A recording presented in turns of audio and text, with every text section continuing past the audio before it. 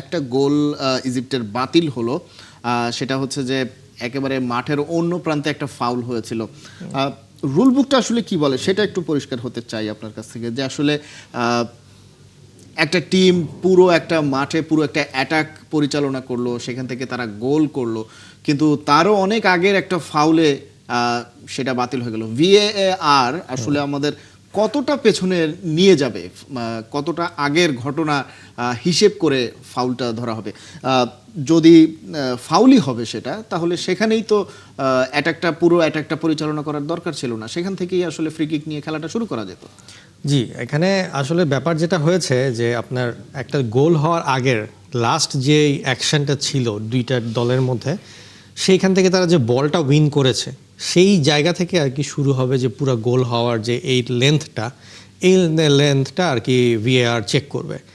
এখন ইজিপ্টে যেটা কিনা সেকেন্ড গোল হয়েছিল, যেটা কিনা পরে বাতিল হয়, তো যে জিনিসটা আর কি ভিডিওতে পরবর্তীতে দেখা যায় গোল হওয়ার পরে যে এনজো ফার্নান্ডেজকে আসলে সেখানে একটা ফাউল করা হয়, এবং সেই ফাউলের পরেই আর কি ইজিপ্ট যে বলটা পায় সেখান থেকে ড্রিবল করে একের পর এক ড্রিবলের মাধ্যমে তারা গোলটা দেয়। কিন্তু আপনি যদি এক্স্যাক্টলি ওই অ্যাকশনটা খেয়াল করেন তাহলে দেখবেন যে ওখানে আসলে এনজো ফার্নান্ডেজকে ফাউল করা হয়েছিল,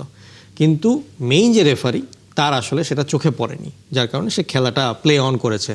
এবং সে গোলের সুযোগ করে দিয়েছে। কিন্তু ভার যখন জিনিসটাকে স্লো মোশনে দেখলো তখন অবশ্যই ফাউলটা চোখে ধরা পড়ে। তো ভার এর জন্য যেহেতু এখন এটা রেফারি ডিসিশনকে সম্পূর্ণভাবে চেঞ্জ করতে হবে, এর জন্য রেফারিকে তারা ভার যে টিভি স্ক্রিন সেখানে আর কি আমন্ত্রণ জানায়, এবং তারপরে সেখানে সে স্লো মোশনে দেখে সে ডিসিশনটা চেঞ্জ করে,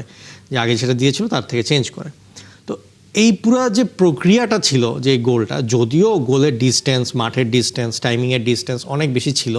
still it was valid from a VAR point of view, যে আপনি গোল হওয়ার আগের যে লাস্ট অ্যাকশন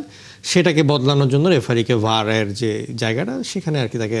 আমন্ত্রণ জানায়। তো এই অ্যাকশন এবং এই যে গোল বাতিল, এইটাতে আসলে কোনো সন্দেহ নাই যে ভিএআর তার জায়গাটা ঠিক মতনই করেছে, যার কারণে এখানে আমরা বলতেই পারি যে গোল বাতিল হওয়াটা ভ্যালিড ছিল আর কি সেই মুহূর্তে।